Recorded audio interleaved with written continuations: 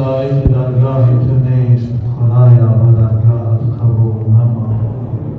پروردگارا در این شبهای مبارک رمضان که هزاران بندگان گنهگار از آتش دوزخ خلاص می‌گردانی، ما را هم از آزاد شدگان آتش دوزخ گردان.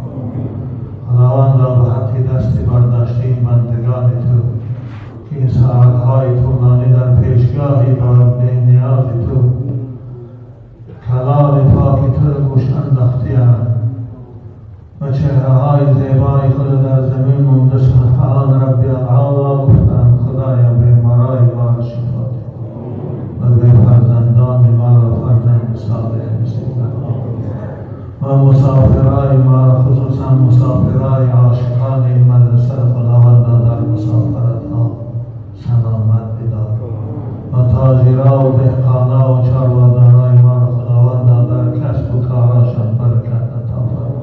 خدا این جوانان خاندانشان از شر ظالما و از چشم بد حاسدا محفوظ بدار. الحمد لله رب العالمین و الصلاة و